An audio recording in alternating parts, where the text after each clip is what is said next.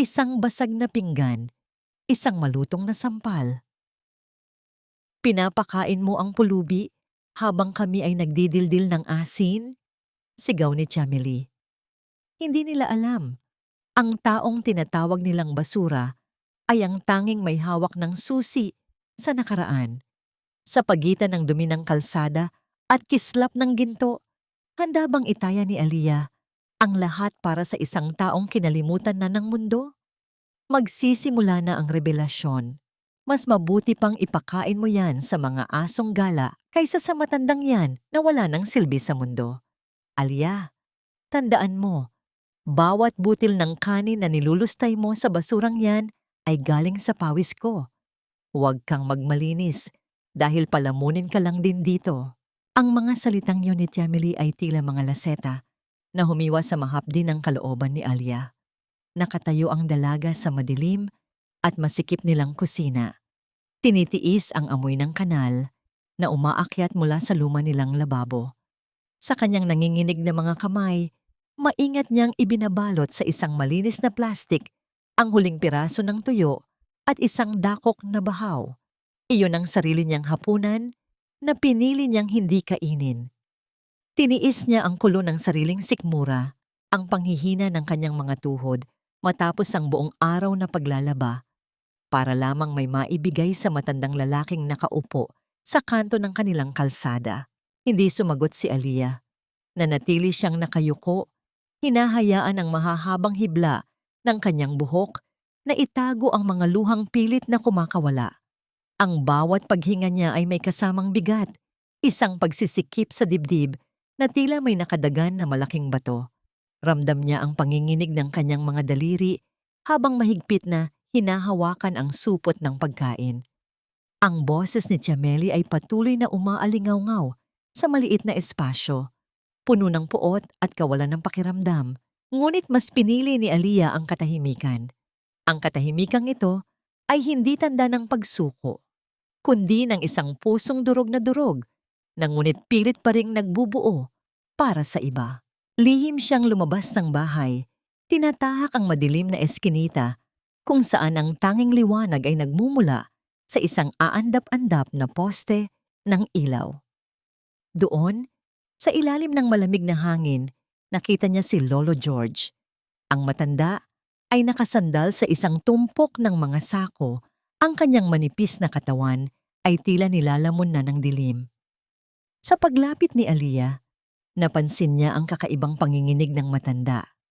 Hindi ito ang karaniwang panginginig dahil sa ginaw. May mas malalim na sakit na tila kumakain sa huling lakas ni Lolo George. Nang ilapag ni Aliyah ang pagkain sa tabi nito, bahagyang dumilat ang matanda. Ang kanyang mga mata, na dati ay puno ng karunungan sa kabila ng dumi, ngayon ay tila malabo na at puno ng pamamaalam.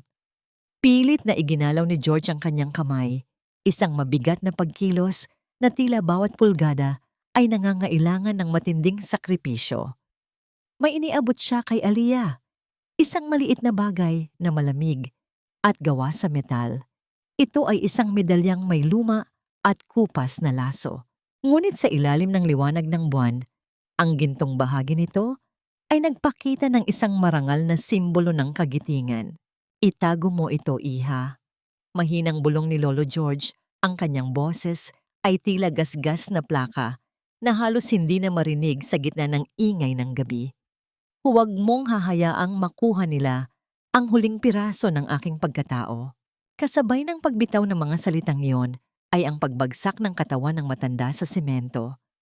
Walang tunog na lumabas sa bibig ni Aliyah, ngunit ang kanyang buong mundo ay tila huminto. Ang medalyang hawak niya ay tila nagbabaga, nagdadala ng bigat ng isang kasaysayang hindi niya alam at ng isang responsibilidad na hindi niya hiningi. Sa sandaling iyon, ang lamig ng gabi ay mas lalong tumalim. Tumatagos sa kanyang balat hanggang sa kaibuturan ng kanyang kaluluwa. Bakit ang isang taong itinuring na basura ng lipunan ay may hawak na simbolo ng pinakamataas na parangal? Hanggang kailan kailangang maging biyingi ng mundo sa huling hininga ng mga taong wala ng sandigan kundi ang sarili nilang dignidad? Nakatayo si Aliyah sa gitna ng kalsada, Yakap ang malamig na medalya habang ang ulan ay nagsisimulang pumatak sa kanyang mukha, humahalo sa kanyang mga luhang hindi na mapigil. Sa likod niya, ang malakas na tawa ni Chameli mula sa loob ng bahay ay tila isang malupit na paalala ng mundong kanyang ginagalawan. Isang mundong marunong kumilala sa pera, ngunit bulag sa tunay na halaga ng isang bayani. Hindi kami tumatanggap ng mga pasyenteng walang deposito, lalo na kung mukhang wala namang pag-asang mabuhay at hindi nyo naman kaano-ano. Ang boses ng nurse sa admission desk ay kasing lamig ng hanging nanggagaling sa aircon ng ospital. Wala itong bahid ng awa habang nakatingin sa maruming kamay ni Alia na nakakapit sa gilid ng counter. Sa labas, ang ulan ay patuloy na bumubuhos, tila nakikiramay sa baha ng luha sa kalooban ng dalaga. Sa likuran niya, nakahiga si Lolo George sa isang luma at kalawanging stretcher. Ang kanyang paghinga ay tila isang hiram na sandali na unti-unti nang binabawi ng tadhana. Tumingin si Alia sa matanda. Ang dumi sa mukha ni George ay humahalo sa putla ng kanyang balat, isang matalim na kaibahan sa malinis at puting paligid ng emergency room. Hinawakan ni Alia ang magaspang na kamay ng matanda. Ramdam ang bawat ugat na tila tuyong sanga ng punong malapit ng mabuwal. Sa sandaling iyon, ang sakit na nararamdaman niya ay hindi lamang para sa sarili niyang kahirapan, kundi para sa isang tao na sa kabila ng pagiging bayani ay itinatrato na parang basahan sa sarili niyang bayan. Bumalik ang alaala ni Alia sa kanyang ina. Gito rin ang naging tingin sa kanila noon. Mga taong walang puwang sa mundo dahil walang laman ng bulsa. Ang kanyang lalamunan ay nanunuyo at ang bawat salitang nais niyang sabihin ay tila nakabara. Nagiging isang mapait na lasa sa kanyang dila. Dahan-dahang itinaas ni Alia ang kanyang kamay sa kanyang mga tainga. Doon ay nakakabit ang isang pares ng maliliit na hikaw na ginto. Ang tanging natitirang alaala ng kanyang pumanaw na ina. Ito ang kanyang huling sandigan, ang tanging bagay na nagbibigay sa kanya ng pakiramdam na hindi siya lubos na nag-iisa. Ngunit habang tinitingnan niya ang nahihirapang si George, alam niyang ang metal na ito ay walang halaga kumpara sa buhay na maaari nitong isalba.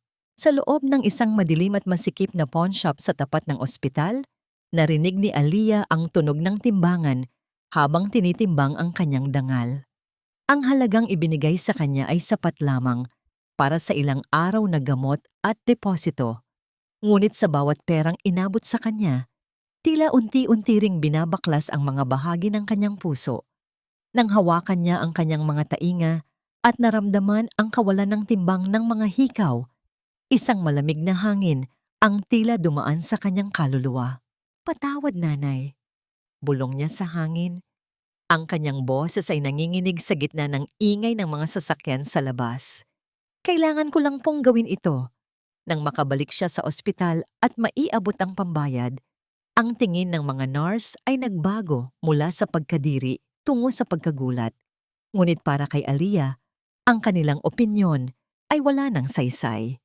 Ang mahalaga ay ang marahang pag-akyat at pagbaba ng dibdib ni George, isang patunay na may laban pa ang matanda. Habang nakaupo si Alia sa isang matigas na bangko sa labas ng ward, ramdam niya ang matinding pagod na dumadaloy sa kanyang buong katawan. Ang kanyang sikmura ay humihingi ng pagkain, ngunit ang gutom na nararamdaman niya ay walang-wala kumpara sa gutom ng kanyang kaluluwa para sa katarungan. Sa gitna ng kanyang pag-idlip dahil sa pagod, nagising siya nang maramdaman ang isang kakaibang presensya sa kanyang paligid. Isang lalaki ang nakatayo, ilang metro ang layo mula sa kanya.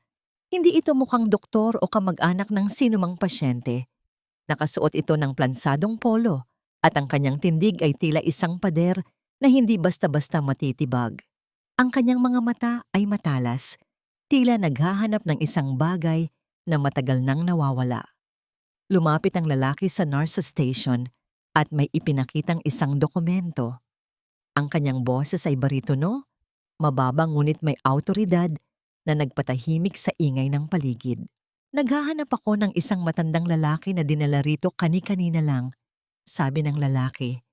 Ang kanyang paningin ay lumingon sa direksyon kung nasaan si Aliyah. Isang opisyal na matagal na naming sinusubaybayan. Nasaan siya? Naramdaman ni Aliyah ang mabilis na pagtibok ng kanyang puso. Mahigpit niyang hinawakan ang kanyang bag kung saan nakatago ang kalawanging kahon at ang medalyang ibinigay ni George. Sino ang lalaking ito? At bakit ang kanyang pagdating ay nagdadala ng mas matinding kaba kaysa sa galit ni Tia Millie?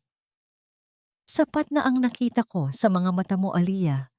Nakita ko ang isang mundong hindi ako kinalimutan kahit na ang sarili kong bansa ay itinuring akong abo. Ang boses ni Lolo George ay tila isang tuyong dahon na hinihipan ng hangin. Marupok, gagaralgal, at halos hindi na mabuo ang bawat pantig. Nakaupo si Aliyah sa tabi ng hospital bed. Pilit na pinapainit ang mga daliri ng matanda sa pamamagitan ng kanyang sariling mga palad. Kagagaling lang niya sa labas para bumili ng isang tasang mainit na sabaw gamit ang huling barya sa kanyang bulsa, umaasang kahit isang higop ay makapagbigay ng lakas sa matanda. Ngunit ang bawat patak ng sabaw na sinubukan niyang isubo ay nananatili lamang sa mga labi ni George, tila tinatanggihan na ng kanyang katawan ang anumang sustansya ng mundong ito. Ang miyamay ng tadhana ay tila isang malupit na biro. Narito si Aliyah, ibinibigay ang lahat ng meron siya para sa isang taong hindi niya kadugo, habang ang sarili niyang pamilya ay itinuturing siyang isang makinaryang tagagawa lamang ng pera. Sa bawat paghinga ni George na nagiging mas madalang at mas mabigat, ramdam ni Aliyah ang pagguho ng isang bahagi ng kanyang sarili. Ang bawat luhang pumapatak mula sa kanyang mga mata ay hindi lamang para sa kamatayan ng isang kaibigan, kundi para sa kalungkutan ng isang bayaning pumanaw sa gitna ng kawalan. Valeriano. Ang huling bulong ni George, kasabay ng panginginig ng kanyang kamay, patungo sa kalawanging kahon na nakapatong sa ilalim ng kanyang unan. Hanapin mo si Valeriano. Iha, ikaw na ang bahala sa katotohanan. Kasunod nito ay ang isang mahabang katahimikan na tila lumunod sa buong silid. Ang makina na nagbabantay sa tibok ng kanyang puso ay naglabas ng isang diretsong tunog, isang walang katapusang guhit ng kawalan ng buhay. Hindi sumigaw si Aliyah, hindi siya nagwala. Dahan-dahan lamang niyang isinandal ang kanyang noo sa malamig na braso ni George, hinahayaan ang kanyang mga hikbi na maging tanging musika sa silid na puno ng amoy ng gamot at kamatayan. Sa sandaling iyon, ang bigat ng mundong kanyang pinapasan ay tila dumoble at ang kalawanging kahon na ngayon ay nasa kanyang kandungan ay tila naging pinakamabigat na pasanin sa buong universo. Naglakad pa uwi si Aliyah sa ilalim ng madilim na langit. Yakap-yakap ang kahon na tila ba ito ang kanyang sariling buhay. Ang bawat hakbang niya sa basang semento ay tila may kasamang bigat ng pangungulila. Ngunit pagdating niya sa harap ng kanilang maliit na pintuan, isang mas matinding dagok ang naghihintay sa kanya.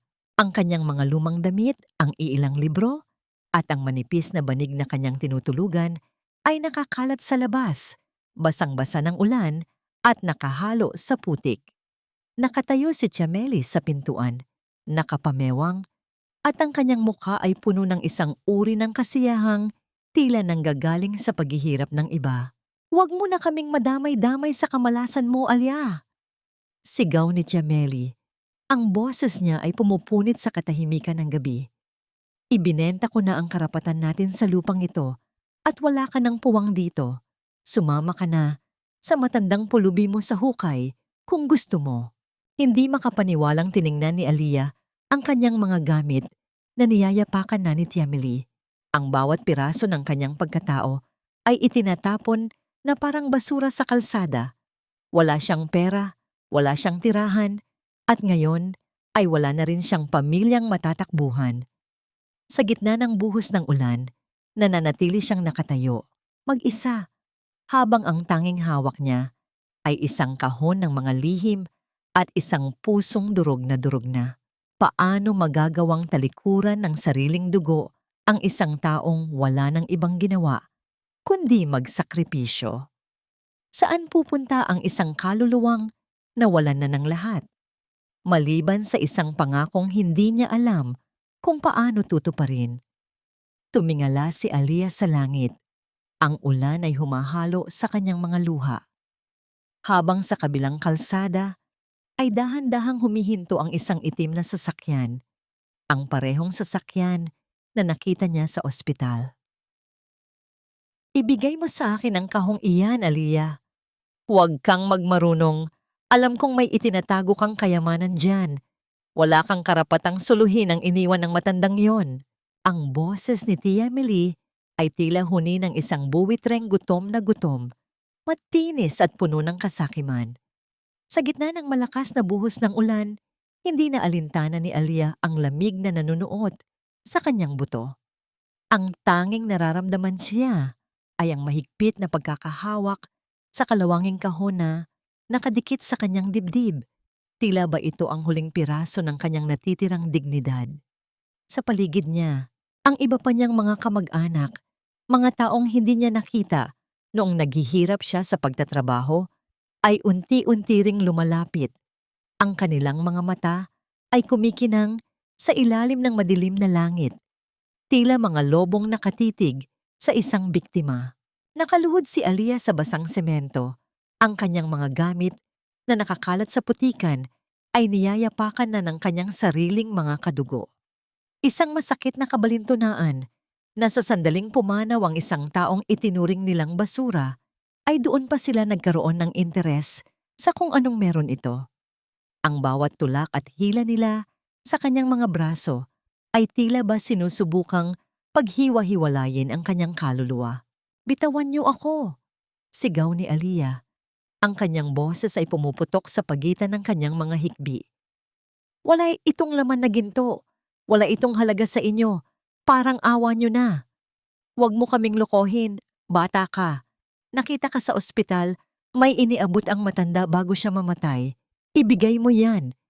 Isang malakas na pagkakahablot sa kanyang buhok ang nagpatingala kay Aliyah, at naramdaman niya ang matalim na kuko ni Tia Meli na bumaon sa kanyang balat.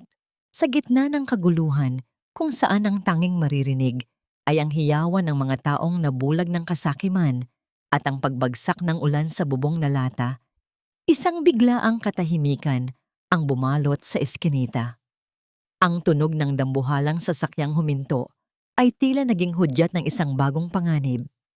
Ang liwanag mula sa mga headlight ng itim na sasakyan ay tila dalawang matang mapanghusga na tumitig sa kanilang lahat. Ang pagbukas ng pinto ng sasakyan ay hindi naglabas ng anumang ingay, ngunit ang presensya ng lalaking lumabas ay sapat na upang mapabitaw ang mga kamag-anak ni Aliyah. Naglakad siya patungo sa gitna ng ulan, hindi man lang tila nababahala sa dumi o basa. Ang kanyang bawat hakbang ay may bigat ng disiplina at awtoridad. Nakasuot siya ng isang madilim na jacket na may maliit na sagisag sa dibdib. Isang sagisag na tanging mga nasa loob ng militar ang nakakaunawa. "Bitawan niyo ang babae." Ang kanyang boses ay hindi malakas, ngunit ito ay tila isang utos na hindi maaaring baliin. Napaurong si Tia Meli. Ang kanyang mukha ay napalitan ng takot habang nakatingin sa lalaking mas matangkad at mas malakas ang tindig kaysa sa sino mang naroon. Lumapit si Captain Julian Manalo kay Aliyah, at sa unang pagkakataon, ang kanyang matalas na paningin ay lumambot nang makita ang kalunos-lunos na kalagayan ng dalaga. Dahan-dahan siyang yumuko, inabot ang kanyang kamay, ngunit ang kanyang paningin ay nanatiling nakapako sa kalawanging kahon.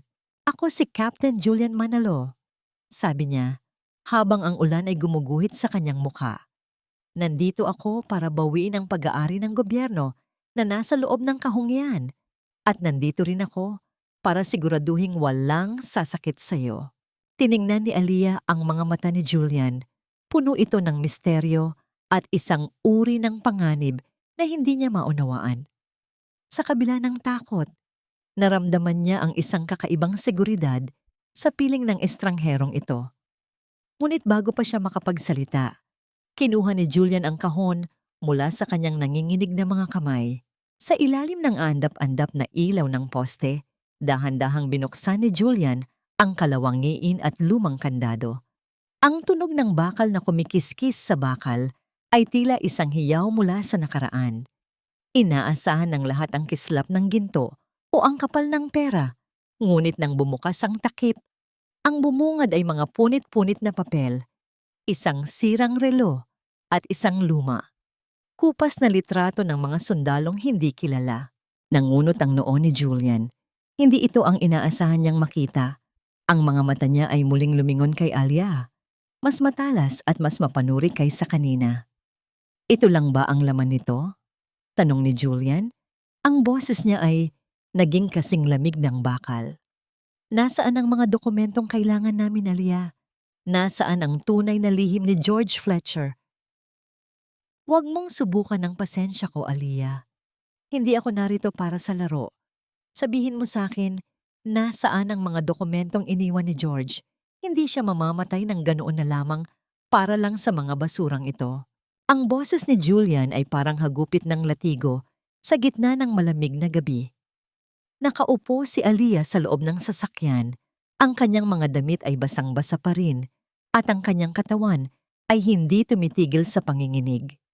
Ang marangyang leather na upuan ng sasakyan ay tila isang maling lugar para sa isang katulad niyang dugyot at sugatan. Tiningnan niya si Julian, ang matatalas nitong mata na tila gustong basahin ang bawat hibla ng kanyang utak, ang kanyang panga na mahigpit na nakatikom at ang awtoridad na bumabalot sa bawat galaw nito. Ramdam ni Alia ang unti-unting pagguho ng kanyang huling lakas pagkatapos siyang itaboy ng sariling pamilya at saksihan ang pagpanaw ng tanging taong nagpakita sa kanya ng tunay na pagkalinga. Heto siya ngayon, pinagdududahan ng isang lalaking hindi niya kilala.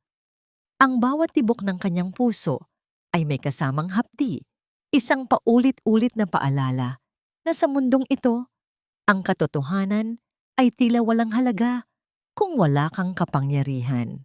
Iyan lang ang ibinigay niya sa akin, sagot ni Alia. Ang kanyang boses ay halos isang bulong na lamang dahil sa panghihina. Wala akong itinatago. Kung sa tingin mo ay basura ang mga yan, sana ay iniwan mo na lang ako doon sa eskinita. Sana ay hinayaan mo na lang silang saktan ako dahil wala na rin namang saysay ang lahat. Natahimik si Julian. Muli niyang binalingan ang kalawanging kahon na nakapatong sa kanyang kandungan. Dahan-dahan niyang kinuha ang sirang relo. Ang salamin nito ay basag-basag na at ang mga kamay nito ay nakahinto sa oras na hindi na muling gagalaw. Ngunit habang tinititigan niya ito ng maigi, napansin niya ang bigat nito. Isang bigat na hindi normal para sa isang lumang relo. Sa labas, ang mga kamag-anak ni Alia ay nananatiling nakatayo sa ilalim ng ulan. Takot na lumapit, ngunit puno pa rin ng kuryosidad. Pinanood ni Alia si Julian mula sa gilid ng kanyang mga mata. May kung anong hirap at sakit din siyang nakikita sa mga mata ng sundalong ito. Isang bagay na pamilyar sa kanya, ang sakit ng pagkakaroon ng misyon na mas malaki pa sa sarili nilang buhay. Alam mo ba kung sino ang lalaking tinulungan mo? Tanong ni Julian. Ang kanyang tono ay bumaba. Tila may bahid na ng pag-aalinlangan sa kanyang sariling hinala. Si George Fletcher ay hindi lang basta isang pulubi.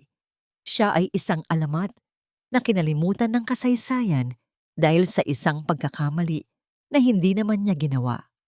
Ang mga dokumentong hinahanap ko ay ang tanging paraan para malinis ang pangalan niya. Dahan-dahang itinaas ni Alia ang kanyang ulo. Ang salitang malinis ang pangalan ay tumagos sa kanyang puso. Naalala niya ang mga huling sandali ni George, ang panginginig ng kamay nito, at ang pakiusap na huwag hayaang mabura ang kanyang pagkatao. Hindi ko alam ang tungkol sa mga dokumento, sabi ni Alia, habang ang isang luha ay muling gumuhit sa kanyang pisngi. Ngunit alam ko ang pakiramdam ng mawalan ng lahat, Captain. Alam ko ang pakiramdam ng ituring na basura kahit na ang tanging hangad mo lang ay gumawa ng mabuti. Kung ang mga basurang iyan ang tanging paraan para mabigyan siya ng dangal, gagawin ko ang lahat para tulungan ka. Isang saglit na katahimikan ang namayani sa loob ng sasakyan. Ang tanging maririnig ay ang marahang paghampas ng ulan sa salamin. Tumingin si Julian kay Aliyah at sa unang pagkakataon, nakita niya hindi ang isang suspek, kundi isang babaeng durog, ngunit may paninindigan. Inabot ni Julian ang isang malinis na tela at iniabot ito kay Aliyah. Punasan mo ang sarili mo. Hindi tayo pwedeng manatili rito. Masyadong mapanganib. Habang paalis ang sasakyan, muling tiningnan ni Julian ang sirang relo. Sa ilalim ng mahinang ilaw sa loob ng sasakyan, napansin niya ang isang napakaliit na ukit sa likod ng takip nito. Isang serye ng mga numero na hindi agad makikita ng ordinaryong mata. Ang kanyang mga daliri ay nanginginig ng bahagya. Hindi ito basta relo. Bulong ni Julian sa kanyang sarili. Ang kanyang boses ay puno ng bagong pag-asa at pangamba. Ito ay isang susi. Walang taong gagawa ng ganoon nang walang kapalit, Aliyah. Sabihin mo sa akin ang totoo. Ano ang ipinangako niya sa iyo? Ano ang nakita mo sa isang matandang pulubi para itaya mo pati ang sarili mong kaligtasan? Ang boses ni Julian ay mahinahon na ngayon, ngunit ang bawat salita ay may talim pa rin ng pagdududa. Nakaupo sila sa loob ng isang maliit at malinis na safe house sa labas ng syudad. Ang tanging tunog na naririnig ay ang marahang paghigop ng takure sa kusina at ang malayo at mahinang ugong ng mga sasakyan sa highway. Inilapag ni Julian ang isang mainit na tasa ng kape sa harap ni Aliyah, ngunit nanatiling nakatitig ang dalaga sa kanyang sariling mga kamay na nakapatong sa kanyang kandungan. Ang mga kamay ni Aliyah ay hindi katulad ng mga babaeng nakikita ni Julian sa mundo ng mga elitista. Ang kanyang mga palad ay magaspang, may mga kalyo mula sa walang katapusang pagkakuskos ng mga damit sa labada, at ang kanyang mga kuko ay maikli at may mga bakas ng hirap. Sa ilalim ng liwanag ng lampara, nakita ni Julian ang isang maliit na sugat sa hintuturo ni Aliyah, isang sariwang galos mula sa pakikipag-agawan sa kalawanging kahon kanina. Hindi lahat ng bagay sa mundo ay may presyo, Captain. Simula ni Aliyah, ang kanyang boses ay tila isang malumanay na agos ng tubig sa gitna ng tuyong lupa. Hindi niya ako pinangakuan ng ginto. Hindi niya ako pinangakuan ng kahit ano. Ang ibinigay niya sa akin ay higit pa sa material na bagay. Ibinigay niya sa akin ang pagkakataong maramdaman na may saysay ako, na ang isang katulad kong labandera ay may kakayahang magligtas ng isang bayani. Tumingala si Aliyah at sa unang pagkakataon, sinalubong niya ang matatalas na mata ni Julian. Walang takot sa kanyang mga mata, tanging ang isang uri ng katapatan na tila sumusugat sa malamig na panindigan ng sundalo. Ipinagluluto ko siya ng adobo tuwing linggo. Pagpapatuloy ni Aliyah, isang tipid ng ngiti ang gumuhit sa kanyang maputlang labi habang inaalala ang matanda. Kahit kaunti lang ang sahod ko, tinitiyak kong may laman ng tiyan niya. Noong una, hindi siya nagsasalita. Pero isang araw, hinawakan niya ang kamay ko at sinabing, ako lang ang nakakakita sa kanya. Hindi bilang isang maduming pulubi, kundi bilang isang tao. Sapat na dahilan na iyon para sa akin, Captain. Sapat na yun para itaya ko ang lahat. Si Banabayda Tanabete. Natahimik si Julian. Ang kanyang puso, na matagal nang binalot ng disiplina at kawalan ng emosyon dahil sa kanyang trabaho, ay nakaramdam ng isang kakaibang kirot. Ang lohika na kanyang pinaniniwalaan ay tila walang saysay sa harap ng busilak na puso ng babaeng nasa harap niya. Ang bawat salita ni Aliyah ay tila isang haplos sa mga sugat na matagal na niyang itinatago sa kanyang sarili. Dahan-dahang lumapit si Julian, kinuha ang maliit na first aid kit, at nang hindi nagsasalita, ay kinuha ang kamay ni Aliyah para gamutin ang galos nito.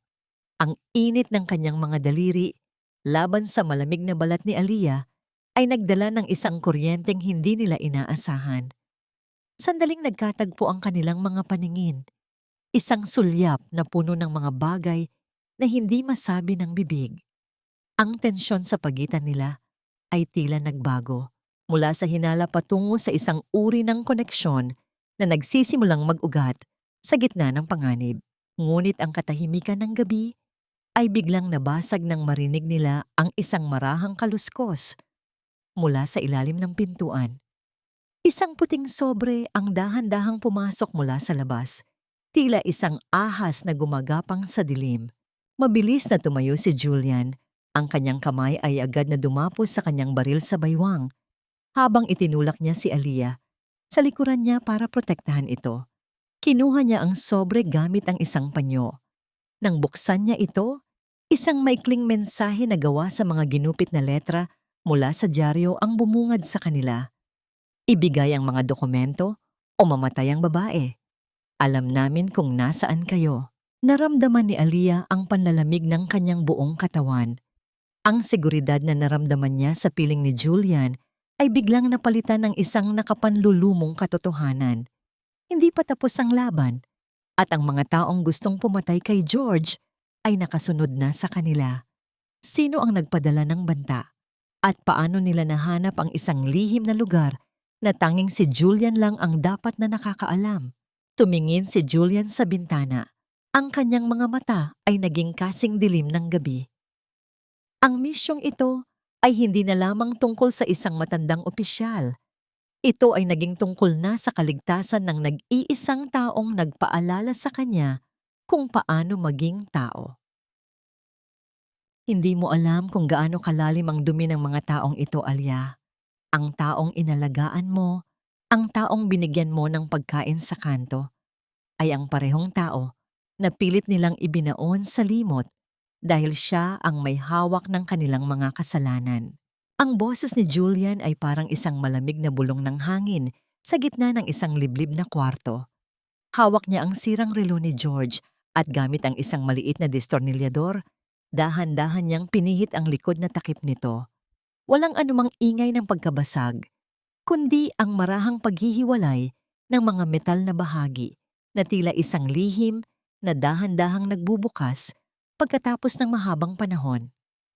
Sa loob, sa ilalim ng mga gears na hindi na gumagalaw, ay may isang napakaliit na piraso ng microfilm na nakatago sa isang manipis na siwang. Nakatitig si Aliyah sa pirasong yon ng pelikula. Ang kanyang puso ay tila isang tambol na mabilis ang pagtibok. Bawat pintig ay may kasamang takot at pagkamangha. Inaalala niya ang mga hapon nang makita niyang nakaupo si George sa ulan. Ang mga kamay nito ay nanginginig habang hinahawakan ang relong ito. Akala niya noon ay alaala lamang yon ng isang nawalang pag-ibig. Ngunit ngayon, sa harap ng matatalas na mata ni Julian, naramdaman niya ang bigat ng katotohanang mas malaki pa sa kanyang imahinasyon. Si George Fletcher ay kilala sa aming mga tala bilang The Ghost of Mindanao. Pagpapatuloy ni Julian, ang kanyang paningin ay nakapako sa microfilm. Siya ang nagligtas sa isang buong batalyon mula sa isang ambush 10 taon na ang nakalilipas. Ngunit pagkatapos ng misyong yon, ang lahat ng record niya ay binura. Ginawa siyang kriminal ng mga taong dapat ay nagbibigay sa kanya ng parangal. Ang microfilm na ito ang listahan ng mga opisyal na nagbenta ng impormasyon sa mga kalaban. Naramdaman ni Aliyah ang panlalambot ng kanyang mga tuhod. Isang bayani. Ang matandang lalaking pinagdamutan ni Tiameli ng tirang kanin ay isang bayani na nag-alay ng buhay para sa bayan. Ang bawat subo ng adobo na ibinigay niya kay George ay tila naging isang sagradong sakramento ng pagkilala sa isang dangal na pilit na binaboy ng mundo. Ang kanyang dibdib ay sumisikip sa matinding awa at galit. Galit para sa isang sistemang marunong gumamit ngunit hindi marunong magpahalaga. Kaya ba nila siya pinatay? Tanong ni Aliyah. Ang kanyang boses ay nanginginig sa pagitan ng galit at lungkot. Dahil sa maliit na bagay na yan? Dahil sa katotohanang nasa loob niyan, Aliyah. Sagot ni Julian. Dahan-dahan siyang tumayo at lumapit sa maliit na telebisyon na nasa sulok ng safe house. Binuksan ni Julian ang telebisyon at ang unang bumungad sa screen ay ang isang balitang nagpabilis sa daloy ng dugo ni Aliyah. Isang breaking news ang bumungad at doon, sa gitna ng mga reporter, ay nakita niya ang isang pamilyar na mukha. Si Tia Melie. Nakasuot ito ng isang itim na damit, may hawak na panyo at humihikbi sa harap ng mga kamera. Ang kanyang mga luha ay tila mga perlas ng kasinungalingan na kumikinang sa ilalim ng mga ilaw ng media. Nawawala po ang aking pamangkin na si Aliyah, sabi ni Tia Melie sa pagitan ng kanyang mga pekeng hagulhol. Natatakot po ako na baka ginagamit siya ng mga masasamang tao. Aliyah, iha, kung naririnig mo ako, umuwi ka na. Ang mga sundalong kasama mo ay hindi mo kaibigan. Ninakaw nila ang mga mahahalagang gamit ng aming pamilya. Naramdaman ni Aliyah ang matinding pagkahilo. Ang kanyang sariling tiya, ang taong nagpalaki sa kanya pagkatapos mamatay ng kanyang ina, ay ginagamit na ang telebisyon para baligtarin ang katotohanan. Hindi lang siya pinalayas. Ngayon, ginagawa pa siyang kriminal sa mata ng buong bansa. Ang betrayal na nararamdaman niya ay tila isang malalim na sugat na muling binuksan at binuhusan ng asido. Kasabwat siya, bulong ni Julian. Ang kanyang boses ay puno ng babala. Alam nila kung paano ka kukunin, Aliyah. Gagamitin nila ang emosyon ng publiko laban sa atin. At ang katotohanang lumabas ang tiya mo sa balita. Ibig sabihin nito ay alam na nila kung sino ang kasama mo. Biglang dumaan ang isang malamig na katahimikan sa loob ng silid. Ang tanging naririnig ay ang mahinang ugong ng static mula sa telebisyon. Tumingin si Julian sa labas ng bintana at ang kanyang mga mata ay nanliit nang makakita ng isang pulang tuldok ng laser na dahan-dahang gumagapang sa dingding ng safe house patungo sa dibdib ni Aliyah. Dapa! Sigaw ni Julian, kasabay ng kanyang mabilis na paghila kay Aliyah, pababa sa sahig. Sino ang nagturo sa kanila ng kinalalagyan ng safe house? At gaano kalayo ang kayang gawin ni Tia Melie para lamang sa pera at kapangyarihan? Aliyah, ang nanay mo. Wala na siyang malay. Dinugo siya ng husto pagkatapos kang hanapin sa buong gabi sa ilalim ng ulan. Kung hindi ka darating dito sa lumang klinika sa loob ng 1 oras, baka hindi mo na siya maabutan ng buhay. Huwag kang magsasama ng kahit sino kung gusto mo pang makita ang mukha niya. Ang boses ni Tia Melie sa kabilang linya ay tila isang malupit na hatol ng kamatayan na bumasag sa huling depensa ni Aliyah. Nakatayo siya sa gitna ng isang madilim na eskinita. Ang kanyang mga kamay ay nanginginig habang nakahawak sa cellphone na hiniram niya. Sa likuran niya, abala si Julian sa pakikipag-usap sa radyo. Ang kanyang likod ay tila isang pader ng seguridad na sandali lang niyang tinamasa. Ang malamig na hangin ng madaling araw ay humahampas sa kanyang mukha, ngunit mas matindi ang lamig na nananalaytay sa kanyang mga ugat. Ang miyamay ng tadhana ay tila isang malupit na biro. Sa sandaling nalaman niya ang kabayanihan ni George, sa sandaling naramdaman niya ang init ng pag-asa sa piling ni Julian, doon naman siya sinaksak sa likod ng sarili niyang dugo. Alam ni Aliyah na maaring bitag ito, ngunit paano niya tatalikuran ang babaeng nagbigay sa kanya ng buhay. Ang bawat tibok ng kanyang puso ay tila isang pagsisikip sa kanyang lalamunan, isang pagpili sa pagitan ng misyong kailangan niyang tapusin at ng buhay ng kanyang ina na tila mitya na malapit ng maputol. Dahan-dahang binalingan ni Aliyah si Julian. Ang lalaking ito ay nagbuwis na ng karangalan para protektahan siya, ngunit paano niya ipapaliwanag ang isang sakit na tanging isang anak lang ang nakakaunawa? Ang pait ng pagtataksil ni Tia Meli ay tila isang asidong tumutulo sa kanyang kaluluwa. Sinusunog ang bawat natitirang tiwala na meron siya sa salitang pamilya. Nang hindi nagpapaalam, tumakas si Aliyah sa dilim. Tinatahak ang daan patungo sa lumang klinika sa dulo ng bayan. Ang bawat hakbang niya sa maputik na kalsada ay tila isang paglubog sa isang kumunoy na alam niyang maaaring pumatay sa kanya. Pagdating niya sa abandonadong gusali, ang amoy ng luma at amag na kagamitan ang sumalubong sa kanya. Sa gitna ng isang madilim na silid, nakita niya si Chameli. Hindi umiiyak, hindi naghihinagpis, kundi nakaupo sa isang silya habang may hawak na basong alak. Ang kanyang mukha ay puno ng isang uri ng kasamaang tila ngayon lang lumabas ng buo. Walang nanay na naghihingalo, walang dugong dumanak, tanging ang malupit na ngiti ng isang babaeng nabulag ng kasakiman. Napakadali mo talagang utuin, Aliyah. Simula ni Chameli. Ang kanyang boses ay tila huni ng isang ahas na handang manuklaw. Akala mo ba ay papayag akong ang isang labanderang katulad mo ang makinabang sa yaman ni George? Ibigay mo sa akin ang relo. Ngayon din, ang mga taong kasama ko ay walang pasensya. Mula sa dilim, lumabas ang tatlong armadong lalaki. Ang kanilang mga muka ay nakatago sa ilalim ng mga bonnet. Ang bawat pagkasa ng kanilang mga sandata ay tila isang hudyat ng wakas. Naramdaman ni Aliyah ang matinding pagkapahiya at galit.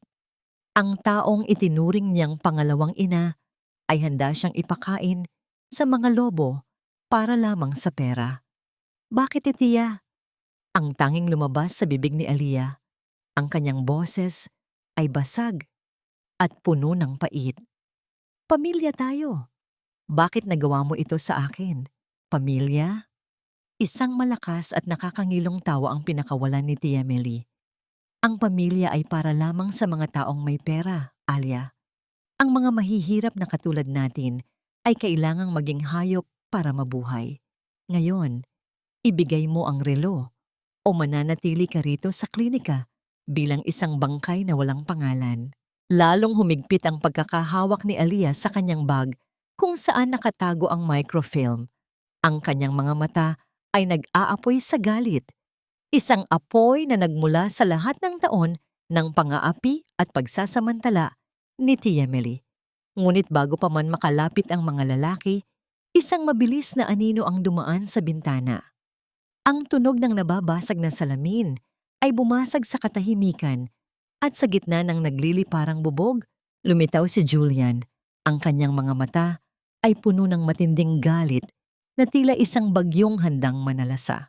Ilayo niyo ang mga marumi ninyong kamay sa kanya. Ang boses ni Julian ay tila isang kulog na yumanig sa buong gusali. Ang mga lalaki ay mabilis na nagpaputok. Ang ingay ng pulbura ay bumulag sa pandinig ni Aliyah. Nakita niya ang bawat pagkislap ng apoy sa dulo ng mga baril at sa isang iglap, naramdaman niya ang bigat ng katawan ni Julian na tumabing sa kanya.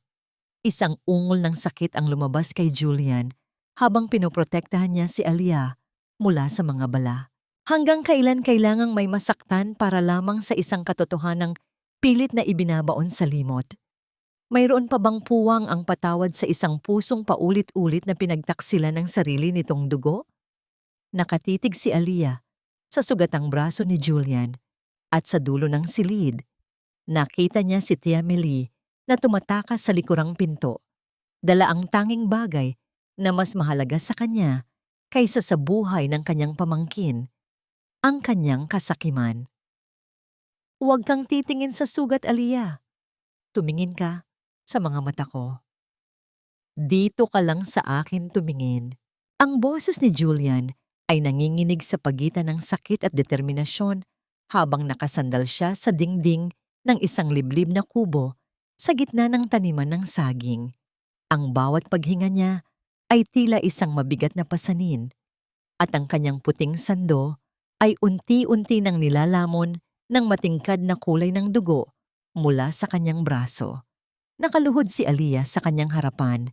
Ang kanyang mga kamay ay basang-basa ng malagkit na likido na nagpapaalala sa kanya kung gaano kalapit ang kamatayan sa kanilang dalawa. Ang tanging liwanag sa loob ng kubo ay nagmumula sa isang gaserang aandap-andap, nagbibigay ng mahahabang anino na tila mga multo ng kanilang kinatatakutan. Sa bawat haplos ni Aliyah ng basang tela, sa sugat ni Julian, nararamdaman niya ang panginginig ng matitigas na masel ng lalaki. Ang amoy ng dugo at ang masangsang na amoy ng antiseptiko ay humahalo sa amoy ng tuyong lupa at dahon ng saging. Ang puso ni Aliyah ay tila isang ibon na nagpupumigla sa loob ng kanyang dibdib. Bakit kailangang ang isang lalaking halos hindi niya kilala ang magbuwis ng buhay para sa kanya, habang ang sarili niyang kadugo ay handa siyang itapon sa apoy? Patawad, Julian. Patawad dahil napaka-uto-uto ko. Bulong ni Aliyah. Ang kanyang mga luha ay malayang pumapatak at humahalo sa dugo sa kanyang mga kamay. Dahil sa akin, nalagay ka sa panganib. Dahil sa pamilya ko, muntik ka nang mamatay. Dahan-dahang itinaas ni Julian ang kanyang kabilang kamay. Ang kanyang mga daliri ay marahang dumapo sa pisngi ni Aliyah para pahirin ang isang luha. Ang init ng kanyang palad ay tila isang kuryenteng gumapang sa buong katawan ng dalaga. Isang haplos na puno ng pag-unawa at isang damdaming hindi pa nila kayang pangalanan. Sa kabila ng hapdi ng kanyang sugat, isang tipid na ngiti ang sumilay sa mga labi ni Julian. Isang ngamang ngiti na tila nagsasabing walang anumang pagsisisi sa kanyang ginawa. Hindi mo kasalanan na mayroon kang pusong marunong magmahal, Aliyah. Mahinang sabi ni Julian, ang kanyang mga mata ay nakapako sa mga mata ng dalaga. Sa mundong ito na puno ng mga taong katulad ng tiya mo, ang katulad mo, ang tanging dahilan kung bakit sulit pa ring lumaban. Gagawin ko ito ulit at ulit. Masiguro ko lang naligtas ka. Isang sandali ng katahimikan ang namayani sa loob ng kubo. Ang tanging maririnig ay ang marahang pagaspas ng mga dahon sa labas at ang malayo at paos na tilaok ng manok sa madaling araw. Sa pagitan ng kanilang mga hininga, tila may isang pangakong nabuo. Isang pagbubuklod ng dalawang kaluluwang pinagtagpo ng trahedya at pinag-isa ng katarungan. Ang hapdi ng nakaraan at ang takot sa hinaharap ay tila panandaliang naglaho, napalitan ng isang mainit na presensya na nagbibigay ng lakas sa kanilang mga nanlulupaypay na puso. Kinuha ni Aliyah ang benda at dahan-dahang itinalatag sa braso ni Julian.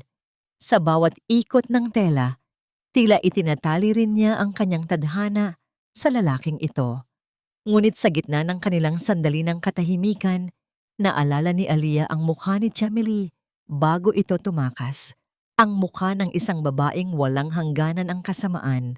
Nasa kanya ang mapa, Julian, bulong ni Aliyah. Ang kanyang boses ay puno ng pangamba. Ninakaw niya ang litrato sa bag ko bago siya tumakbo. Alam niya kung nasaan ang huling taguan ni George. Tumingin si Julian sa malayo. Ang kanyang panga ay muling humigpit. Ang microfilm na nasa kanyang bulsa ay mahalaga, ngunit ang litratong kinuha ni Tejameli, ang susi sa pisikal na ebidensya na magpapabagsak sa lahat. Ang laban na ito ay hindi na lamang tungkol sa karangalan ni George Fletcher. Ito ay naging isang karera, laban sa kasakiman ng isang pamilyang handang pumatay para sa sariling interes. Paano mo lalabanan ang isang kaaway na alam ang bawat kahinaan mo dahil minsan mo siyang itinuring na tahanan? Hanggang saan ang kayang isakripisyo ni Aliyah para sa isang katarungang tila mas lalong lumalayo sa bawat hakbang na kanyang ginagawa? Habang ang unang sinag ng araw ay dahan-dahang sumisilip sa mga siwang ng kubo, tiningnan ni Aliyah ang natutulog na si Julian. Sa gitna ng kaguluhan, natagpuan niya ang isang uri ng pag-ibig na hindi niya inasahan. Isang pag-ibig na nagsimula sa isang basang eskinita at ngayon ay nakataya sa gitna ng isang digmaang hindi niya alam kung paano tatapusin. Sana ay hindi mo na lang ako nakilala, Julian. Sana ay nanatili na lang akong isang labandera na walang mukha sa gitna ng maraming tao para hindi ka nagdurusa ng ganito. Ang boses ni Aliyah ay tila isang marahang ihip ng hangin na nagdadala ng lamig ng madaling araw. Nakaupo siya sa sahig ng kubo, ang kanyang likod ay nakasandal sa kawayang dingding habang pinapanood ang mahimbing na tulog ni Julian.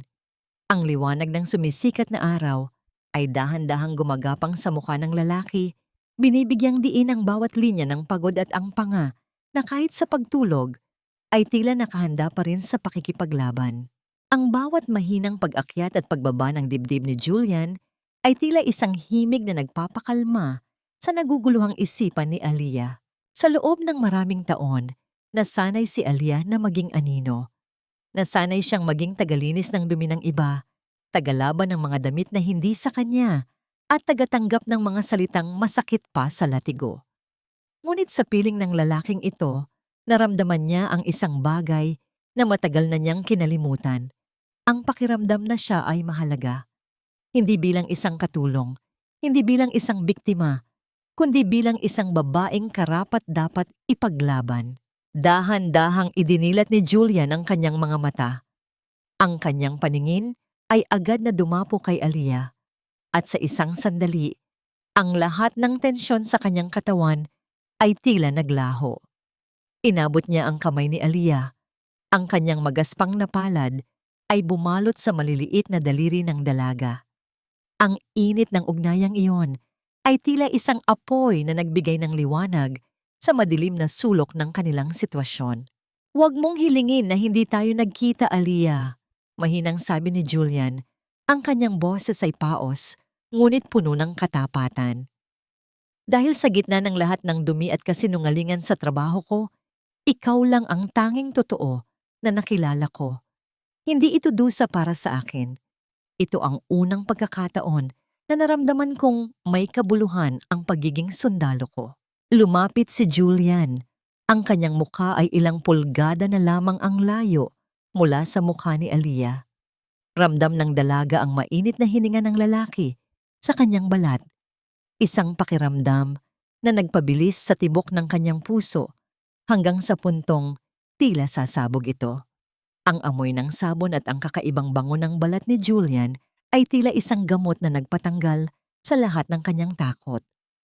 Dahan-dahang itinaas ni Julian ang kanyang kamay, ang kanyang mga daliri ay marahang humahawi sa mga hibla ng buhok na nakaharang sa mukha ni Aliyah.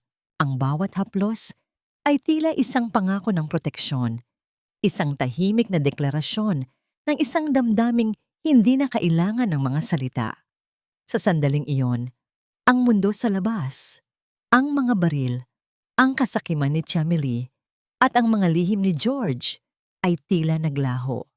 Tanging ang pintig ng kanilang mga puso ang nanatili, isang ritmo ng dalawang kaluluwang natagpuan ng isa't isa sa gitna ng unos. Ang kanilang mga labi ay halos magdikit na, isang sandali ng tamis na tila isang panaginip na ayaw na nilang matapos. Ngunit ang katahimikan ng kanilang damdamin ay biglang nabasag ng maalala ni Julian, ang sirang relo na nakapatong sa maliit na mesa. Kinuha niya ito at sa ilalim ng maliwanag na sinag ng araw, napansin niya ang isang nakatagong ukit sa loob ng takip na hindi niya nakita kagabi. Ito ay hindi lamang mga numero, ito ay isang serye ng mga petsa at isang pangalang nagpatindig sa kanyang mga balahibo. Senator Alfonso Regalado. Bulong ni Julian, ang kanyang boses ay biglang naging malamig at puno ng panganib. Siya ang taong nasa likod ng lahat ng ito, Aliyah. Siya ang taong nag-utos na burahin si George Fletcher sa kasaysayan. Naramdaman ni Aliyah ang panlalamig ng kanyang buong pagkatao. Ang pangalang binanggit ni Julian ay ang pangalan ng isang taong tinitingala ng buong bansa bilang isang tagapagtanggol ng mga mahihirap, isang taong madalas makita sa telebisyon na nagbibigay ng mga donasyon at nag-aalay ng mga matatamis na salita. Ibig sabihin, ang boses ni Aliyah ay nanginginig. Ang taong inaasahan nating tutulong sa atin sa Senado, siya ang pumatay kay George. Tumingin si Julian sa malayo. Ang kanyang panga ay mahigpit na nakatikom, habang ang kanyang kamao ay unti-unting nagpupuyos sa galit. Ang laban na ito ay naging mas malaki at mas mapanganib kaysa sa inaasahan nila. Hindi lang ito tungkol sa isang matandang pulubi. Ito ay tungkol sa isang halimaw na nagtatago sa likod ng isang marangal na mukha.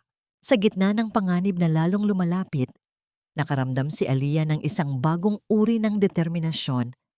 Kung ang isang makapangyarihang senador ang kailangan niyang kalabanin para sa dangal ni George, gagawin niya ito. Ngunit paano sila mananalo laban sa isang taong may hawak ng batas at ng buong bansa sa kanyang mga kamay? Ang liwanag ng umaga ay hindi na tila nagbibigay ng pag-asa, kundi isang babala ng isang darating na dilim na mas matindi pa sa kanilang mga pinagdaanan.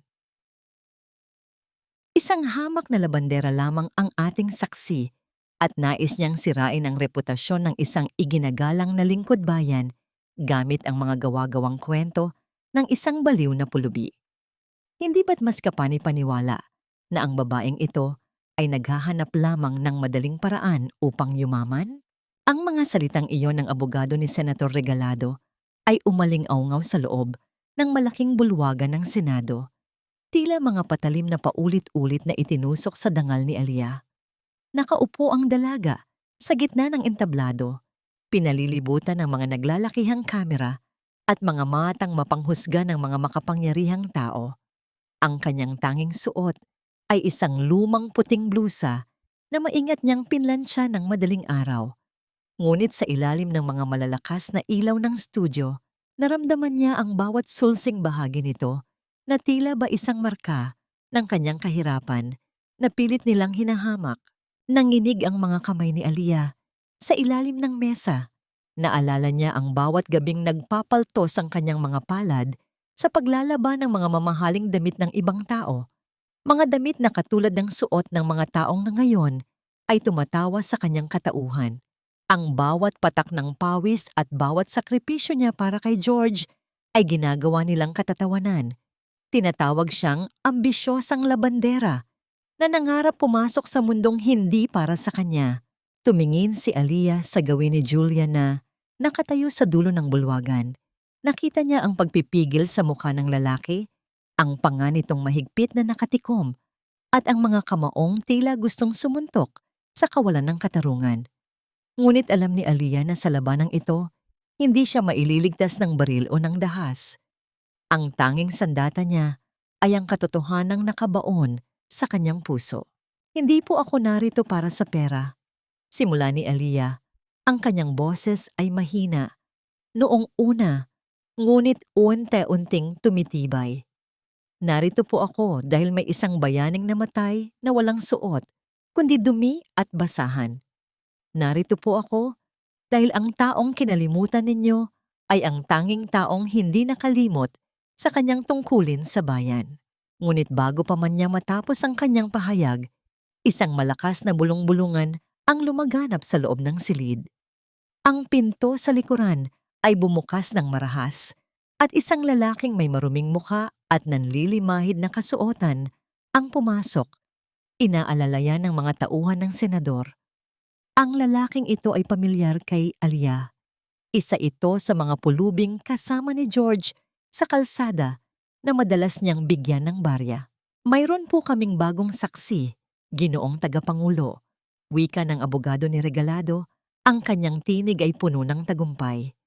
Isang taong nakakita sa tunay na nangyari noong gabing mamatay si George Fletcher. Hinarap ng lalaki ang mikropono. Ang kanyang mga mata ay hindi makatingin ng diretso kay Aliyah. Sa isang gagaralgal na boses, binitiwan niya ang mga salitang tila nagpatigil sa pag-ikot ng mundo ni Aliyah. May nakita po ako. Nakita ko si Aliyah na tila tinatakpan ang mukha ni George ng unan habang natutulog ang matanda. Sabi ng lalaki, ang boses niya ay parang kumakalat na lason sa buong bulwagan. Ginawa niya iyon dahil hindi ibinibigay ng matanda ang ginto. Ipinagpalit niya ang pagkakaibigan sa kayamanan. Isang malakas na pagkagulat ang sumabog sa loob ng Senado. Ang mga reporter ay nagsimulang mag-agawan para kumuha ng litrato ng nanlulumong mukha ni Aliyah. Ang bawat kislap ng flash ng kamera ay tila isang sampal sa kanyang pagkatao. Naramdaman ni Aliyah ang panlalabo ng kanyang paningin. Ang kanyang lalamunan ay nanunuyo, at ang bawat pintig ng kanyang puso ay tila isang hiyaw ng kawalang pag-asa. Paano mo ipagtatanggol ang iyong sarili laban sa isang kasinungalingang binayaran ng ginto? Sino ang maniniwala sa isang labandera kung ang kalaban ay ang buong makinarya ng kapangyarihan? Nakatitig si Aliyah sa lalaking nagparatang sa kanya, at sa gitna ng ingay, nakita niya si Senator Regalado na dahan-dahang ngumingiti, isang ngiting mapanira, isang ngiting nagsasabing sa mundong ito, ang katarungan ay para lamang sa mga marunong pumatay ng katotohanan. Isang mamamatay tao, pinatay mo ang taong nagtiwala sa iyo. Wala kang utang na loob, Aliyah. Ang mga hiyaw na yon ang sumalubong kay Aliyah paglabas niya ng bulwagan ng Senado. Ang bawat salita ay tila isang malaking bato na ipinupukol sa kanyang pagkatao. Ang mga reporter na dati ay naghahanap ng inspirasyon sa kanya, ngayon ay tila mga gutom na hayop na nagigitgitan para makuha ang kanyang luhaan at nanunuyong mukha. Isang piraso ng bulok na kamatis ang tumama sa kanyang puting blusa, nag-iwan ng isang malapot at mapulang mantsa na tila isang simbolo ng kanyang nadungisang dangal. Nakatitig si Aliyah sa kanyang mga paa habang naglalakad, pilit na hindi tinitingnan ang mga taong galit na galit sa kanya.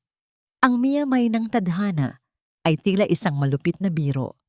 Ang mga taong pinaglalaanan niya ng kanyang bawat sentimo noon. Ngayon, ay sila pang unang nambabato sa kanya sa gitna ng lansangan. Ang bawat tulak at kurot na nararamdaman niya mula sa madla ay tila ba sinusubukang burahin ang kanyang karapatang mabuhay.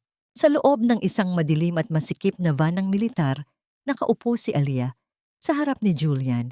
Ngunit sa pagkakataong ito, ang distansya sa pagitan nila ay tila naging isang malawak na karagatan. Nakatingin si Julian sa labas ng bintana. Ang kanyang mga kamao ay nakakuyom hanggang sa mamuti ang kanyang mga buko-buko. Isang malalim na buntong hininga ang pinakawalan ng lalaki. Isang buntong hininga na nagdadala ng bigat ng pagkatalo. Pinatatanggal na ako sa kaso, Aliyah. Simula ni Julian, ang kanyang boses ay tila isang tuyong dahon na nadudurog sa ilalim ng paa. Sinisira nila ang record ko. Sinasabi nilang kasabwat mo ako sa pagpatay kay George para makuha ang ginto na hindi naman umiiral. Wala na akong kapangyarihang protektahan ka sa labas ng sasakyang ito. Naramdaman ni Aliyah ang unti-unting paglamig ng kanyang dugo. Ang tanging taong naniwala sa kanya, ang tanging taong naging sandigan niya sa gitna ng unos, ay unti-unti na ring binabaklas ang mga harang para sa kanya. Hindi galit ang nararamdaman ni Aliyah para kay Julian, kundi isang matinding awa at pagsisisi. Dahil sa isang labanderang katulad niya, ang isang marangal na sundalo ay nawawalan ng kinabukasan. Iwan mo na ako, Julian. Bulong ni Aliyah, ang kanyang mga mata ay nananatiling nakapako sa mantsa sa kanyang blusa. Sapat na ang nagawa mo. Huwag mo nang hayaang lamunin ka rin ng dumi ng mundo ko. Isang labandera lang ako. Madali lang akong kalimutan. Dahan-dahang lumingon si Julian at sa unang pagkakataon, nakita ni Aliyah ang isang luha na gumuguhit sa matapang na mukha ng sundalo. Ang sakit na nakikita niya sa mga mata ni Julian ay mas matindi pa sa anumang sampal na natanggap niya sa buong buhay niya. Inabot ni Julian ang sirang relo ni George na tila ba ito na lamang ang huling sinulide na nag-uugnay sa kanila sa katotohanan. Hindi ko kayang iwan ang kaisa-isang katotohanang nakita ko sa mundong ito, Aliyah. Sabi ni Julian, ang boses niya ay nanginginig sa pagitan ng galit at pangungulila. Sa gitna ng katahimikan sa loob ng sasakyan, Dinala ni Julian ang relo sa ilalim ng isang maliit na spotlight sa dashboard. Gamit ang isang maliit na pin, sinubukan niyang muli ang isang kombinasyong natuklasan niya sa microfilm, isang serye ng mga petsa na hindi niya pinansin noon. Sa huling pagpindot niya sa gilid ng relo, hindi ito tumunog. Ngunit ang basag na salamin nito ay biglang naglabas ng isang manipis na sinag ng asul na liwanag.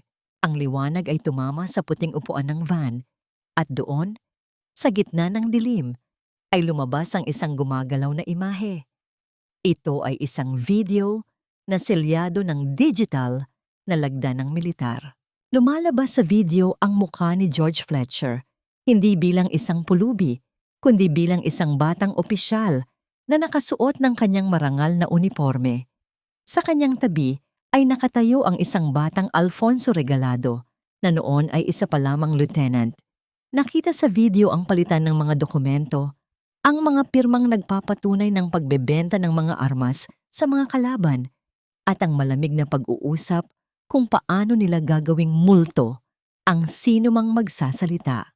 Kung mapapanood mo ito, Julian, o sino mang makakahanap nito, ang boses ni George sa video ay malinaw at puno ng awtoridad.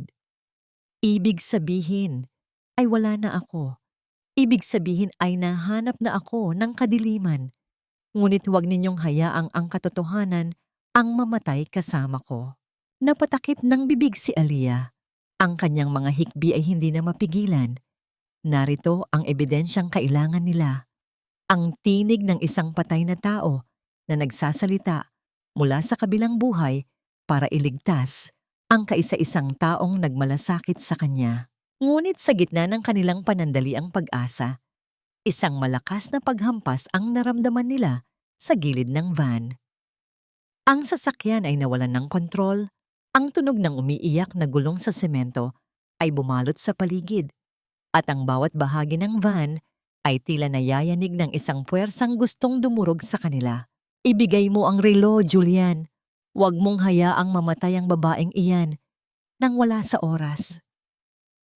Isang boses mula sa labas ang sumigaw, kasabay ng muling paghampas ng isang itim na SUV sa kanilang sasakyan. Nakatitig si Aliyah sa screen ng relo na dahan-dahang nagdidilim dahil sa impact. May oras pa ba silang ipakita ito sa mundo? O ang video na ito ang magiging huling bagay na makikita nila bago sila tuluyang ibaon sa limot? Hindi kailanman mababayaran ng ginto ang hapdi ng isang pusong pinagtaksilan, at hindi kailanman mabubura ng kapangyarihan ang amoy ng katotohanan. Ang boses ni Aliyah ay nanginginig, hindi dahil sa takot, kundi dahil sa matinding puot na matagal na niyang kinikimkim. Nakatayo siya sa harap ng mga naglalakihang kamera sa labas ng bulwagan ng Senado. Ang kanyang mukha ay may mga gasgas mula sa naganap na banggaan, at ang kanyang puting blusa ay basa na ng dugo at dumi ng kalsada. Sa kanyang nanginginig na mga kamay, itinaas niya ang sirang relo ni George Fletcher. Ang asul na liwanag mula sa basag na salamin nito ay tumama sa malaking puting dingding ng gusali na nagsisilbing telon para sa isang katotohanang yayanig sa buong bansa. Ang bawat tao sa paligid, mga reporter, mga pulis, at maging ang mga taong kanina lang ay nambabato sa kanya ay natahimik. Ang tanging maririnig ay ang marahang paghampas ng hangin at ang malinaw na boses ni George Fletcher mula sa video. Nakita ng lahat ang mukha ni Senator Regalado, ang taong tinatawag nilang ama ng mahihirap, habang nakikipagpalitan ng mga dokumento ng kamatayan. Ang bawat salita ng senador sa video ay tila isang matalim na kutsilyo na humihiwa sa tiwala ng sambayanan. Tumingin si Aliyah ng diretso sa mga kamera. Ang kanyang mga mata ay nag-aapoy sa gitna ng kanyang mga luha. Sa sandaling ito, hindi na siya ang maliit na labanderang madaling tapakan. Siya ang naging tinig ng lahat ng mga taong kinalimutan, pinagsamantalahan, at itinapon sa dilim. Sinasabi ninyong ako ay isang hamak na labandera lamang. Simula ni Aliyah, ang bawat salita niya ay tila isang martilyo na bumabaon sa budhi ng mga nakikinig. Opo, marunong akong maglaba ng dumi ng ibang tao. Marunong akong magkuskos ng mantsa sa mga mamahaling damit ninyo hanggang sa mamula ang aking mga kamay. Ngunit gaano man katindi ang kuskus ko, gaano man karaming sabon ang gamitin ko, hindi ko kayang linisin ang dumi ng inyong mga kaluluwa. Isang matinding katahimikan ang bumalot sa buong paligid. Ang mga reporter na kanina ay naguunahan sa kanya ay dahan-dahang nagbaba ng kanilang mga mikropono bilang tanda ng respeto. Ramdam ni Aliyah ang bawat tibok ng kanyang puso. Isang pintig na punong-puno ng dangal na hindi kayang bilhin ng anumang halaga. Pinatay ninyo si George Fletcher dahil sa takot ninyong malaman ng mundo ang inyong tunay na pagkatao. Pagpapatuloy niya, ang kanyang boses ay umaalingaw-ngaw sa buong lungsod. Itinuring ninyo siyang basura, hinayaan ninyo siyang mamatay sa gutom sa kanto. Pero ang basurang tinatawag ninyo ay ang taong nagligtas sa inyong mga buhay. Ang taong walang hiningi, kundi ang kaunting pagkain at ang karapatang mamatay ng may dangal. Sino ngayon ang tunay na pulubi? Sino ngayon ang tunay na walang mukha sa harap ng Diyos? Pamanong sa loob ng Senado, nakita sa malalaking screen ang pagbagsak ng mukha ni Senator Regalado. Ang kanyang nangiti ay naglaho, napalitan ng isang maputla at nanginginig na takot. Ang mga pulis na dati ay nagbabantay sa kanya ay nagsimula nang lumapit para sa isang warrant of arrest na hindi na maiiwasan. Naramdaman ni Aliyah ang isang mainit na kamay sa kanyang balikat. Si Julian. Kahit sugatan at hirap sa paglakad, nakatayo ang lalaki sa likuran niya. Ang mga mata nito ay puno ng paghanga at isang pag-ibig na hindi na kailangang bigkasin. Sa gitna ng kaguluhan, sa gitna ng kislap ng mga kamera at hiyawan ng katarungan, naramdaman ni Aliyah ang isang uri ng kapayapaan na ngayon lang niya natikman. Ngunit sa gilid ng kanyang paningin, nakita niya ang isang pamilyar na anino na mabilis na sumasakay sa isang sasakyan sa dulo ng kalsada. Si Tia Melie. Ang babaeng nagtaksil sa kanya ay sinusubukang tumakas, dala ang huling bahagi ng ninakaw na pera mula sa pondo ng pamilya. Hindi pa ito tapos, Aliyah. Ang tinig ni Julian ay puno ng babala habang nakatingin sa palayong sasakyan. Ang mga katulad nila ay hindi sumusuko ng ganoon na lamang. Magagawa nga bang takasan ng isang traidor ang hatol ng tadhana? At sa gitna ng tagumpay na ito, ano ang kapalit na hihingin ng bukas para sa isang labanderang naging simbolo ng pag-asa ng isang bansa? Akala mo ba ay matatakasan mo ang bawat patak ng luha na idinaloy ko dahil sa iyong kalupitan? Ang perang hawak mo ay hindi ginto, Tia. Iyan ay mga piraso ng iyong kaluluwa na dahan-dahan nang nabubulok. Ang boses ni Aliyah ay hindi na nanginginig sa takot habang nakatayo siya sa loob ng isang madilim at maruming selda sa loob ng presinto. Sa kabilang panig ng rehas, nakaupo si Tia Melie sa isang matigas na bangko. Wala na ang marangyang damit na ninakaw niya. Wala na ang kapal ng mukhang ipinapakita niya sa telebisyon. Ang tanging natitira ay isang matandang babaeng gusgusin. Ang mga mata ay puno ng panginginig at ang buhok ay tila pugad ng ibon sa gulo. Sa labas, ang tunog ng sirena ng pulis at ang malayo at mahinang ugong ng ulan ay nagsisilbing paalala ng mundong tumalikod na sa kanya. Ang bawat barya na tinangka niyang itago ay nakumpiska na ng gobyerno at ang mga taong tinawag niyang kaibigan ay sila pang unang nagturo sa kanyang kinalalagyan para lamang mailigtas ang kanilang sariling balat. Iha, Aliyah, patawarin mo ako. Pagmamakaawa ni Tia Melie, ang kanyang boses ay tila isang kuskos ng lata sa semento, gasgas at nakakangilo. Nagawa ko lang naman yon dahil ayaw ko na tayong maghirap. Para sa atin din naman ang lahat ng yon, hindi ba? Kadugo mo ako, Aliyah. Huwag mong hayaang mabulok ako rito. Tumingin si Aliyah sa kanyang tiya at sa kauna-unahang pagkakataon, hindi galit ang naramdaman niya, kundi isang malalim at nakapanlulumong awa. Ang babaeng nasa harap niya ay hindi kailanman naging pamilya. Siya ay naging isang bilanggo ng sarili niyang kasakiman bago pa man siya ikulong ng batas. Ang amoy ng kulob at amag sa loob ng selda ay tila sumasalamin sa naging buhay ni Jamily. Isang buhay na walang ibang pinahalagahan kundi ang kinang ng salapi. Ang pera ay pwedeng kitain, tiya, pero ang dangal ay hindi kailanman nabibili. Mahinang sabi ni Aliyah, ang kanyang boses ay puno ng kapayapaan na tila isang huling pamamaalam. Binigyan kita ng tahanan sa puso ko, pero mas pinili mong manirahan sa dilim. Ngayon, ang dilim na yan ang tanging kasama mo. Dahan-dahang kinuha ni Aliyah ang isang maliit na tinapay mula sa kanyang bag at inilapag ito sa maliit na siwang ng rehas. Ito ay isang simpleng tinapay, katulad ng mga ibinibigay niya kay Lolo George noon. Isang simbolo na sa kabila ng lahat, hindi naging katulad ni Aliyah ang kanyang tiya. Hindi siya naging hayop sa gitna ng gutom. Kainin mo ito, sabi ni Aliyah bago tumalikod. Iyan ang huling bagay na makukuha mo mula sa akin. Mula sa araw na ito, wala ka ng pamangkin. Wala ka ng Aliyah na gagamitin. Habang naglalakad si Aliyah, palabas ng presinto, narinig niya ang hysterikal na iyak ni Jamily na humahalo sa ingay ng mga susi ng selda na isinasara ng gwardiya. Ang bawat hakbang ni Aliyah patungo sa liwanag ng araw ay tila isang pagtanggal ng mabigat na kadena sa kanyang mga paa. Ang hangin sa labas ay masarap sa pakiramdam. May dalang amoy ng basang lupa at bagong pag-asa. Sa labas ng gate, naghihintay si Julian. Nakasandal siya sa kanyang sasakyan. Ang kanyang braso ay may benda pa rin, ngunit ang kanyang muka ay maliwanag na.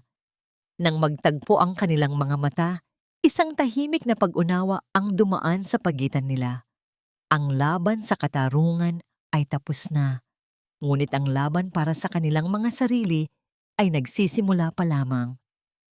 "Handa ka na ba?" tanong ni Julian. Ang boses niya ay puno ng init na tila isang yakap. Tumango si Aliyah.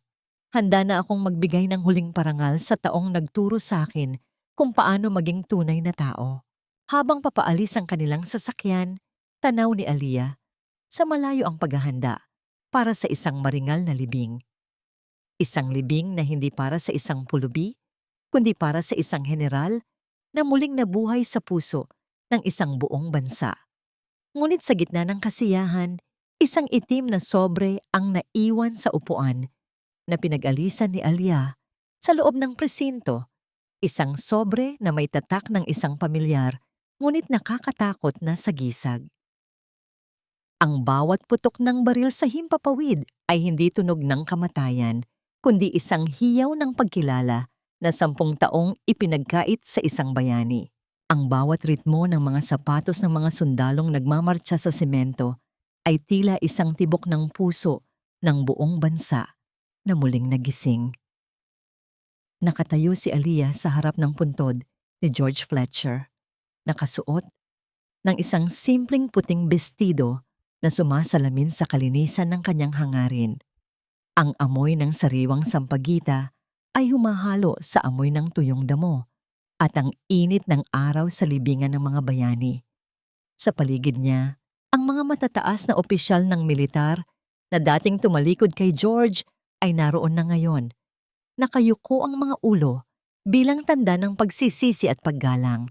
Naramdaman ni Aliyah ang bigat ng tinitiklop na bandila ng Pilipinas na iniabot sa kanya ng isang general. Ang bawat tupi ng tela ay tila isang bahagi ng kasaysayan ni George na dahan-dahan nang inililigpit ng may dangal. Kasabay nito ay ang pag-abot sa kanya ng Medal of Valor. Ang gintong kislap nito ay tila nagbibigay ng liwanag sa kanyang mga palad na dati ay puno lamang ng paltos mula sa pagtatrabaho. Sa sandaling iyon, naramdaman ni Aliyah na hindi na siya mag-isa. Kasama niya ang libu-libong kaluluwang nagbuwis ng buhay na ngayon ay nagbibigay pugay sa isang kasamahan. "Para sa iyo ito, Lolo George." Bulong ni Aliyah, ang kanyang boses ay tila isang panalangin habang inilalagay niya ang isang piraso ng adobo sa ibabaw ng puntod. Isang huling handog para sa taong nagturo sa kanya ng tunay na kahulugan ng pagkabusog ng kaluluwa. Nang matapos ang seremonya at unti-unti nang umalis ang mga tao, nanatili si Aliyah sa tapat ng puting krus. Naramdaman niya ang isang mainit na presensya sa kanyang tabi. Si Julian. Hindi na nakasuot ng uniforme ang lalaki, kundi isang simpleng polo shirt. Ngunit ang kanyang tindig ay tila mas matatag pa kaysa sa anumang pader. Ang kanyang braso ay wala na sa benda, at ang kanyang mga mata ay wala na ang lamig na nakita ni Aliyah noong una silang magkita. Anong gagawin mo ngayon, Aliyah? Tanong ni Julian. Ang boses niya ay malambot, tila isang haplos sa kalooban. Gusto kong ituloy ang sinimulan ni George. Sagot ni Aliyah habang nakatingin sa malawak na luntiang damuhan. Gagamitin ko ang perang ibinigay ng gobyerno bilang compensation para magpatayo ng isang foundation. Gusto kong siguraduhin na wala ng George Fletcher na mamamatay sa gutom sa kanto habang ang lahat ay nakatingin sa malayo. Lumingon si Julian sa kanya at sa ilalim ng sinag ng papalubog na araw, ang kanyang mukha ay nagningning. Dahan-dahan niyang kinuha ang kamay ni Aliyah. Pinagtagpo ang kanilang mga daliri na tila 2 piraso ng puzzle na sa wakas ay nabuo na. Kung ganoon, hindi mo na kailangang gawin yun ng mag-isa, sabi ni Julian. Ang kanyang mga mata ay puno ng isang damdaming hindi na kailangan ng salita para maunawaan. Dahil mula ngayon, kahit saan ka pumunta, doon din ang magiging misyon ko. Hindi dahil sa utos ng militar, kundi dahil sa utos ng puso ko. Isang matamis na ngiti ang sumilay sa mga labi ni Aliyah. Ang kuryenteng dumadaloy sa pagitan ng kanilang mga kamay ay tila isang pangako ng isang bukas na hindi na puno ng takot. Dahan-dahang lumapit si Julian at idinikit ang kanyang noo sa noo ni Aliyah. Isang sandali ng kapayapaan na tila nagpatigil sa oras. Ang bawat paghinga nila ay tila isang himig ng pasasalamat sa tadhana. Habang naglalakad sila palabas ng sementeryo, isang maliit na bata na may maruming mukha at gutom na mga mata ang lumapit sa kanila. Ang bata ay may hawak na isang piraso ng basahan, naghahanap ng barya para sa pagkain. Tumigil si Aliyah. Hindi siya naglabas ng barya. Sa halip, kinuha niya mula sa kanyang bag ang isang balot ng tinapay at isang bote ng gatas na inilaan niya para sa kanyang merienda. Yumuko si Aliyah at ibinigay ang pagkain sa bata, kasabay ng isang marahang haplos sa buhok nito. Kainin mo ito, iha. Huwag mong kakalimutan na mahalaga ka, kahit ano pa ang sabihin ng mundo. Tumingin ang bata kay Aliyah ng may pasasalamat. Isang kislap ng pag-asa na tila katulad ng nakita ni Aliyah sa mga mata ni George noon. Sa sandaling iyon, alam ni Aliyah na ang siklo ng kabutihan ay hindi kailanman mapuputol. Ang araw ay tuluyan ng lumubog sa abot-tanaw, nag-iiwan ng kulay kahel at lilang langit, habang magkahawak kamay na naglalakad sina Aliyah at Julian patungo sa kanilang bagong simula. Isang malakas na ihip ng hangin ang dumaan, tila isang huling bulong mula kay George na nagsasabing, "Salamat, Aliyah. Malaya na ako." Ang amoy ng bagong lutong adobo ay dahan-dahang humahalimuyak sa loob ng malawak na silid-kainan ng George Fletcher Foundation, tila isang mainit na yakap na sumasalubong sa bawat taong pumapasok mula sa ingay at dumi ng kalsada.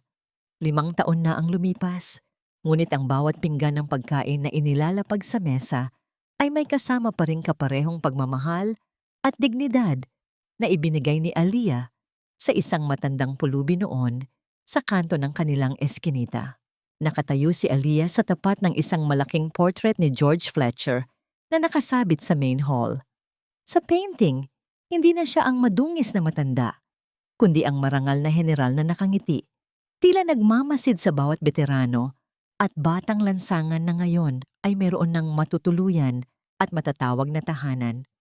Ang kislap, sa mga mata ni Aliyah ay hindi na nanggagaling sa mga luhang puno ng sakit, kundi sa isang panloob na kapayapaan na tila isang ilog na hindi na kailanman matutuyo. Isang marahang yapak sa makinis na sahig ang narinig ni Aliyah. At bago pa man siya lumingon, naramdaman na niya ang pamilyar na init ng kamay ni Julian na pumatong sa kanyang balikat. Ang kanilang pagsasama ay tila isang matibay na haligi na nabuo sa gitna ng bagyo. Isang pag-ibig na hindi naging mabulaklak sa simula, ngunit naging pinakamatamis na bunga ng katarungan. Iniisip mo na naman ba siya? Mahinang tanong ni Julian. Ang kanyang boses ay puno ng pagsuyo habang inilalapit ang kanyang mukha sa buhok ni Aliyah. Iniisip ko lang kung gaano kalayo ang narating ng paisang balot ng tuyo at bahaw. Sagot ni Aliyah ng may ngiti. Salamat, Julian. Salamat dahil hindi mo ako hinayaang sumuko sa panahong ang tanging gusto ko na lang ay maglaho. Dahan-dahang humarap si Aliyah sa kanyang asawa. Ang kilig na nararamdaman niya sa bawat tingin ni Julian ay hindi na lamang tungkol sa pisikal na atraksyon, kundi sa malalim na respeto at pasasalamat. Hinawakan ni Julian ang mukha ni Aliyah. Ang kanyang mga ibubuho ay marahang humahaplos sa kutis ng babaeng naging simbolo ng kanyang bagong buhay. Hindi ikaw ang dapat magpasalamat, Aliyah. Bulong ni Julian bago idampi ang isang matamis na halik sa noo ng dalaga. Dahil sa'yo, nalaman ko na ang tunay na lakas ng isang sundalo ay wala sa kanyang baril, kundi sa kanyang pusong marunong maawa. Sa labas ng foundation, isang lumang babae na may bitbit na mga plastik ng basura ang dahan-dahang dumadaan. Ito si Tia Meli, na matapos ang ilang taon sa kulungan ay lumabas na walang natirang yaman o pamilya. Hindi siya nilapitan ni Aliyah para saktan o sumbatan.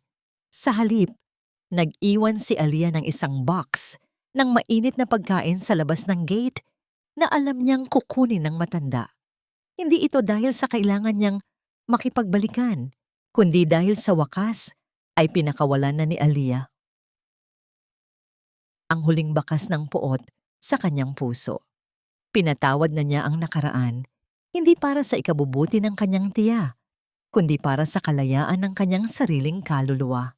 Ang katarungan ay naibigay na, ang mga bayani ay nakilala na, at ang isang labanderang dati ay walang mukha. Ngayon ay ang liwanag na nagbibigay buhay sa libu-libong tao.